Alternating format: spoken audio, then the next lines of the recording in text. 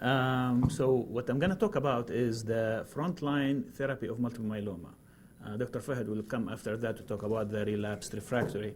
So my focus is going to be how to manage multiple myeloma up front. I'm going to use evidence-based medicine to try to show you and convince you that this will be the best way to treat multiple myeloma. So I don't want to repeat what Dr. Fahad mentioned, but we understand myeloma is a clonal plasma cell proliferation in the bone marrow and often results in extensive skeletal destruction with osteolytic lesions, osteopenia, and or pathological fractures. Also, we know that there are other manifestations include hypercalcemia, renal impairment, anemia, and infections. As Dr. Fahad mentioned, it's very important to differentiate between MGUS, smoldering multiple myeloma, and multiple myeloma up front, because basically at this point so far, we don't need active therapy for smoldering myeloma and MGUS. Observation is enough. Although more and more data is coming regarding using like lenalidomide or other drugs to try to prolong the progression, time to progression to multiple myeloma, active multiple myeloma. But till now, this is what we do. We just observe these patients. Of course, we observe smoldering multiple myeloma more closely than MGUS, usually every 2 to 3 months for the smoldering, compared to every 6 months for the MGUS. Okay? And this is the differentiation. You saw the criteria. It's very important always to look closely at this criteria and try to differentiate. It makes a difference on your upfront therapy. When you decide on treatment for multiple myeloma, you have to decide, is the patient transplant eligible or ineligible? So this is the first step. You have to, this is the main decision that you need to make when you see the patient for the first time, because treatment is going to be different. The upfront treatment is different between both. When we talk about autologous stem cell transplant in multiple myeloma, it's still the standard of care. Okay, till this point, even with all the invention of the medications, having all the novel therapies, till this point, autologous stem cell transplant upfront is standard of care. Usually, the age for transplant is between less than 65 up to 70 years. In King Faisal, we now transplant up to 70 years. In USA, many centers, they transplant up to 75. In Europe, they're still around 65.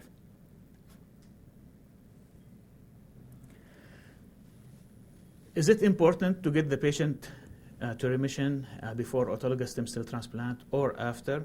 IFM, a group, they looked at this and they saw that very good partial remission or better after induction chemotherapy gave longer progression-free survival compared to very good partial after autologous stem cell transplant. And this will be your target.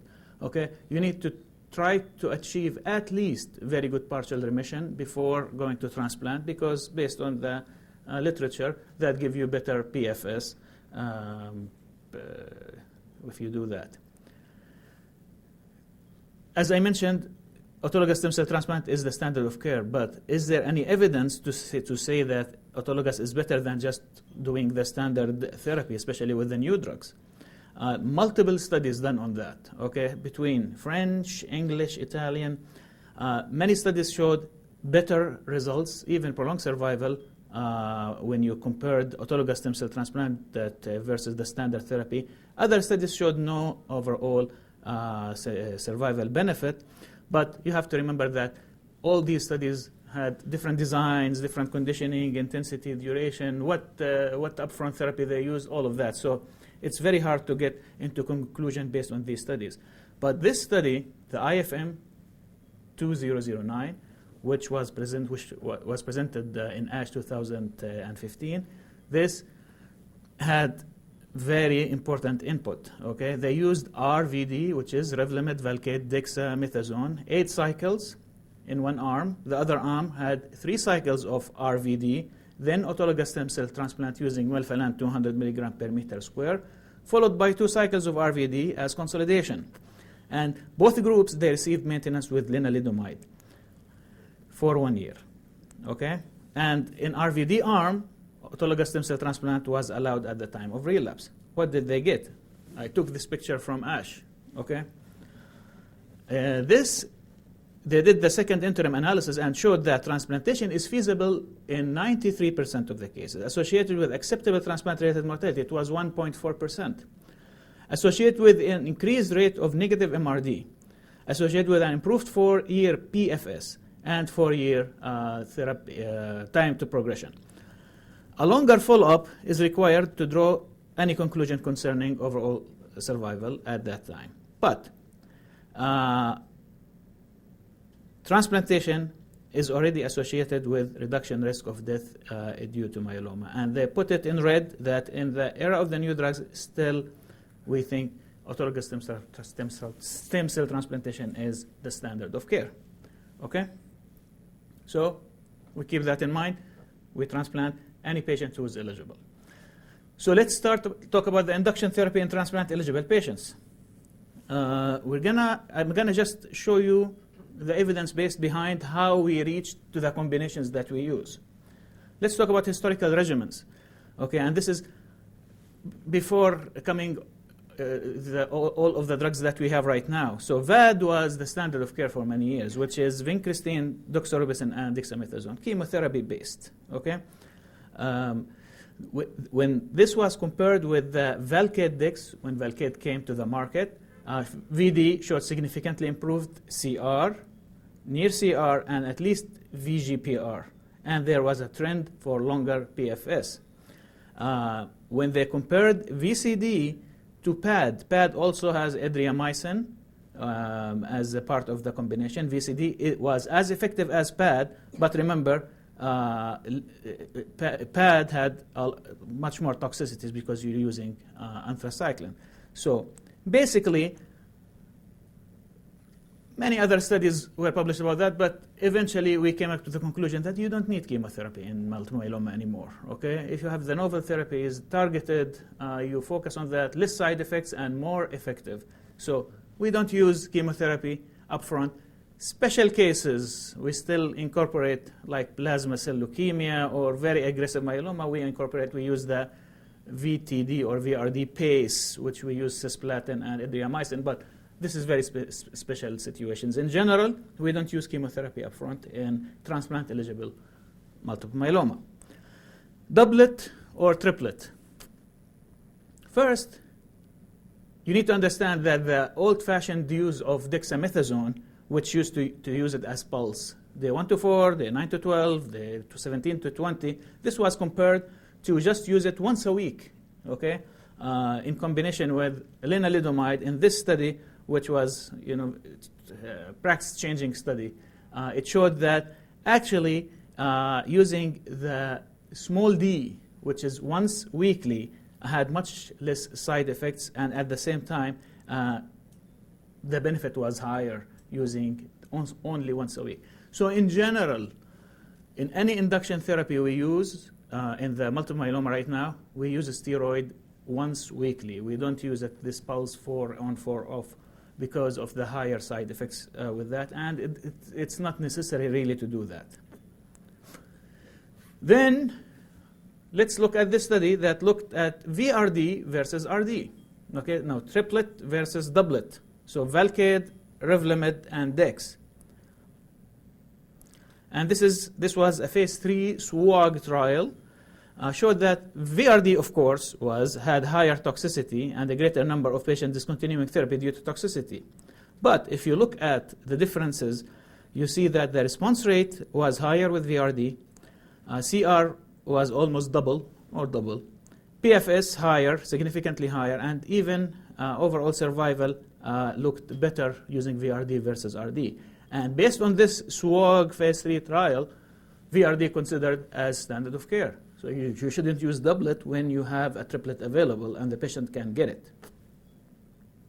Okay, convinced? Fine. How about quadruplet? If the triplet is better, why not 4 drugs? So they looked at that in some studies, like using Velcade, thalidomide, Dexa with cyclophosphamide, okay, adding cyclophosphamide to the combination. When they compared, they Both the combination were highly effective, but of course toxicity was higher with the quadruplet. Did not really give much more advantage than using the triplet, and based on that, guidelines thought using quadruplet this way is not necessary, actually can be harmful, so we stick to triplets. This is changing, okay, because of the monoclonal antibodies that we have right now. And you're going to see in the future, quadruplet is going to come as standard of care for frontline, but combining a monoclonal antibody with the traditional combinations that we have, okay? So what's the best choice for combination right now? Okay? So we agree that triplet combination is the standard of care for multiple myeloma at this time. But which one? We have this combination VRD, which we agreed that VRD, as a standard of care came when you compared VRD to RD, because showed better PFS, better overall survival. We agreed on that. But you need to show me a study that compared triplet to triplet, right? And this is also a very important study that looked at VTD versus VCD. Okay, Velcade, thalidomide, Dex versus Velcade, cyclophosphamide, and Dex. Excuse me. And this actually was also presented on the same ASH meeting, very important ASH meeting for myeloma, 2015. This showed definitely VTD was superior than VCD in terms of achieving complete remission or very good partial remission, okay? And of course, they thought survival data are immature at that time because of the short follow-up. VTD, of course, more neurological toxicity and less hematological toxicity than VCD. But based on this study, because of the significantly higher VGPR and PR, more CD34 plus stem cells harvested, and as I mentioned, VCD had more neutropenia while VTD more neuropathy. But they considered that, based on this study, this is a randomized phase 3 trial, VTD is the standard of care if you talk about VTD versus VCD. Okay? But based on the CR or the PR, VGPR results.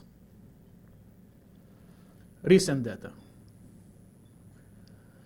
As I mentioned, the monoclonal antibodies are going to show up soon as first-line therapies. Like if you look at this study that looked at VTD versus VTD with DARA, it showed that there is 53% reduction in the risk of progression or death in the combination, in the quadruplet combination. And of course, the survival is still immature because of the short follow-up. But this might come and be a new standard of care if the drug is available. And if you look at high-risk subgroups, you see that the quadruplet combination reduced the risk of progression or death even in the high-risk group. So this might be a new standard of care. And there is another study that is still in the recruitment phase. You find it in the clinical trial website, which is using the DARA with VRD versus VRD. Okay, and we'll be waiting for the results of this study. At this point, this is my final recommendation, and these are from lessons learned from phase 3. Chemotherapy, forget about it. Combination chemotherapy, you don't use it. VCD, VTD, VRD, these are what we have available. This is the best combinations to use. Which ones to use? In King Faisal right now, VCD is still our standard of care. We give 2 cycles, and we assess. If we see a response, we continue. After 2 cycles, if we don't see the response that you're looking for, we switch to VRD. Okay? We don't use a lot of VTD because we know that many studies showed that Revlimid versus thalidomide, same efficacy but much less side effects. So the VRD combination is gentler, less side effects, less neuropathy, and that's why we use it more. So as a standard, VRD, like in my opinion, many times I consider it my first choice, and especially in high-risk patients. Okay, and I start with VRD right away. Okay, so we recommend for all transplant eligible patients to use, if you talk about evidence-based, VRD should be your first choice. Second is VCD. Third choice is to use a doublet if you can. Okay? And just I put the doses. As you see, the DEXA is once weekly. This is the VTD, which we don't use much. And the VCD also, we use the weekly regimen. Right. And as I mentioned that this is the future. The future is you're going to see a lot of the antibodies incorporated in the triplet combinations. How about transplant ineligible? Let's move quickly to the transplant ineligible. What's your choice? So traditional regimens, melphalan prednisone with thalidomide, MPT was standard of care for many years after it was superior to MP, and then also the melphalan Velcade prednisone. But also in transplant ineligible patients, the practice is changing. Look at this study, which got approved by the United States FDA based on this study, which basically it's a phase 3 trial that looks at VMP, okay, which is Velcade, melphalan, prednisone, versus adding daratumumab to this combination. PFS was higher, overall response rate higher, and CR or better was higher, all significant. Okay? Based on this study, which was in New England, this combination is FDA approved in transplant ineligible patients. Then we have the DARA, lenalidomide, dexa, DRD, okay? And the Maya trial, 737 patients with newly diagnosed myeloma ineligible for transplant, and they used this versus just RD. And of course, the DRD had a higher CR or better or the PFS, and also this combination is FDA approved. Got excited? Let's try carfilzomib with this combination. Failed. Okay, carfilzomib did not show benefit. Actually, right now this combination should not be used in elderly based on this results. So if you look at the NCCN, this is what they have for transplant ineligible. They use VRD, DRD, RD, VCD, and VMPD. Okay, these are the choices that you have. If you look closely, the only one that has melphalan is the VMPD. So we don't use melphalan much now in transplant ineligible. We have the RD is a gentle combination you can use. If the patient can take VRD, give him VRD. VCD is another good combination. Okay? And same thing in transplant ineligible patients. Also, the monoclonal antibodies getting more and more in the frontline therapy of these patients. And that concludes my talk. Any questions?